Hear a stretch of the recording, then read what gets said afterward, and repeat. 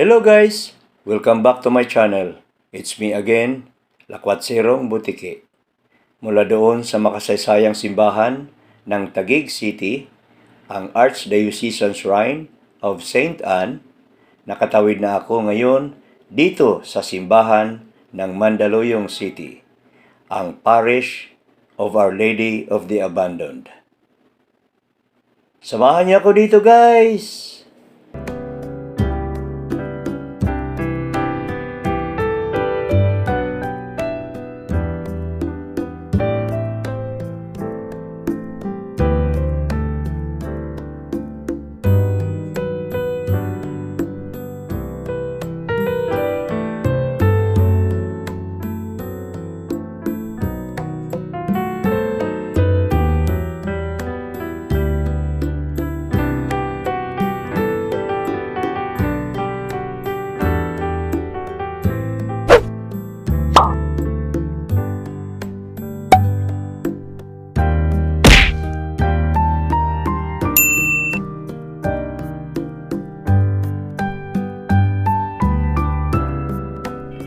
The Parish of Our Lady of the Abandoned or Parokya ng Ina ng mga Walang Mag-ampon is located along Coronado Street, Barangay Hulo, Mandaluyong City.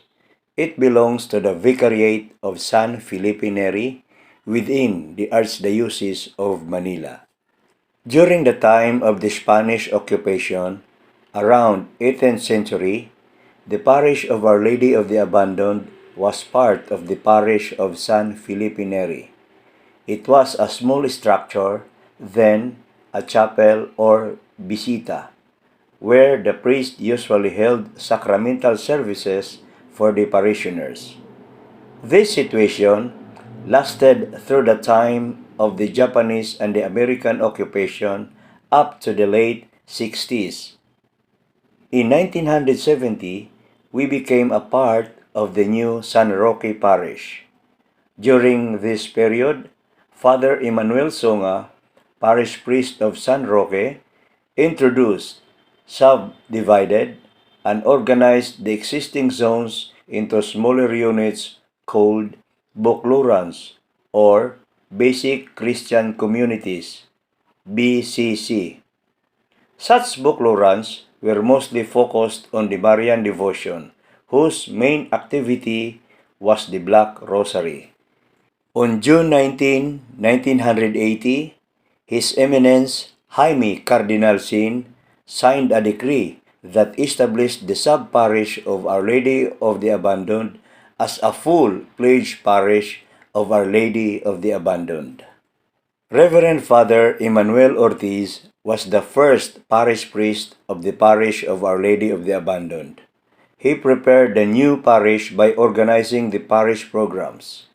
This was the creation of the WISTI ministries: worship, education, service, temporalities, and youth.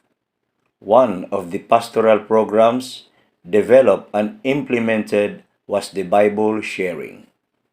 Reverend Father Dionisio de Pedro was the second parish priest and was sent by Cardinal Sin to study in the United States. He was installed on August 24, 1984. It was under his term that the Parish of Our Lady of the Abandoned parishioner was ordained priest, Reverend Father Daniel Santa Maria, as a diocesan priest. On March 12, 1988, under the Archbishop of Manila, Jaime Cardinal L. Sin, the parish was placed under the care and supervision of the Mission Society of the Philippines, MSP priest.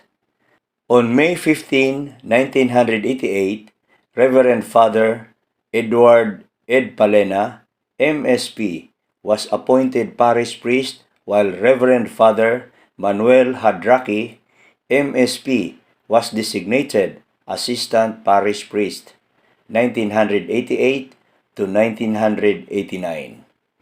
During their term, the parish newsletter, Sambigkis, was launched in May 1990, which also marked the celebration of the first decade of the Parish of Our Lady of the Abandoned as a parish.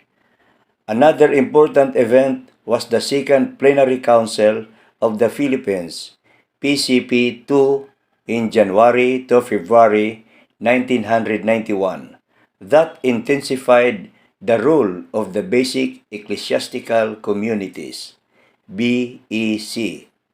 Father Sok Misiuna, the newly appointed parish priest, had a strong inclination towards the BEC programs. The community started to renew according to the spirit of the Vatican II and PCP II. Father Sok Misiuna invited the Lingap Pamayanan group in order to start a program on strategic planning, pastoral management, and BEC formation. Father Alvin Parantar, MSP, the outgoing assistant parish priest, succeeded Father Misiuna as the next parish priest. On May 18, 1997, Father Agustin Hugadura was installed as the new parish priest. In his intense desire to embrace the BEC, he carried on the implementation of parish programs. Reverend Father Socrates C. Misiuna, MSP, was appointed again as administrator of the Parish of Our Lady of the Abandoned. Then, on December 19, 1999, the Second Youth General Assembly took place at the Sacred Heart of Jesus Chapel. Before this, there were consultations with the youth throughout the parish as preparation for this event. The assembly made use of workshops to enable the youth to formulate their VMGT. In November 1998, an ad hoc committee for the flooring project, Pirma Mula sa Puso, was formed to look after the beautification and renovation of the physical facilities of the church. The flooring project was completed on December 31, 1998. Renovation of the sacristy and refectory was done in March 1999, while construction of the choir loft began in December 1999. Reverend Father Cesar O. Tablon, the outgoing assistant parish priest, was appointed to be the next parish priest starting May 15, 2000. Projects for the physical facilities improvement in the parish were in the form of raffle of the millennium in October 2000, purchase of the computerized church bell, transfer of the parish adoration chapel to the ground floor, construction of the parish of Our Lady of the Abandoned multi-purpose hall and office renovation, rehabilitation of lighting facilities inside the church, and purchase of a musical organ. This period also saw the ordination of MSP priest, Fathers Ricarte S. Gallo, MSP, and Senador S. Lumandas, MSP. The next parish priest was Reverend Father Wilfredo C. Borges, MSP. The current BEC structure was maintained.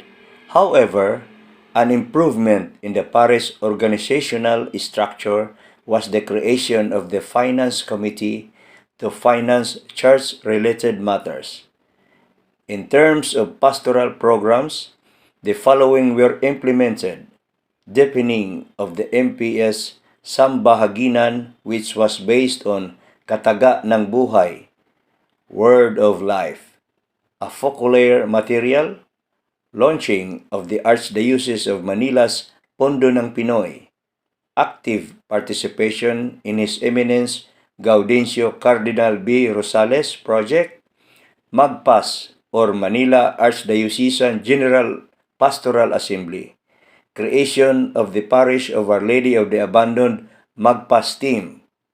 On the physical facilities side were the following: renovation of the Parish of Our Lady of the Abandoned office and refectory, upgrading of the church sound system, construction of the confession, counseling room, repainting of the interior and exterior of the church. June 11, 2005 was the 25th year of the Parish of Our Lady of the Abandoned as a parish. Thus, that year was the celebration of the parish 25th Silver Jubilee. Purchased of Mitsubishi van from the proceeds of the dinner dance concert for a cause held at the Christ the King Parish in Green Meadows with the support of Monsignor Dan Santa Maria. The current parish priest, Reverend Father Elijah B. Oliver, MSP, was installed in the parish of Our Lady of the Abandoned last May 15, 2006.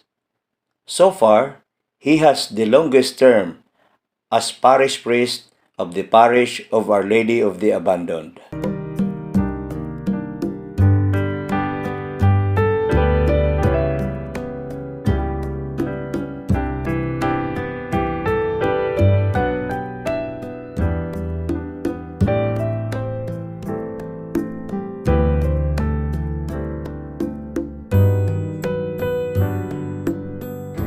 Next week, tatawid na ako papuntang Antipolo Cathedral. Last year kasi, napuntahan ko na ang Antipolo Cathedral, kasama ko pa si Ragnar.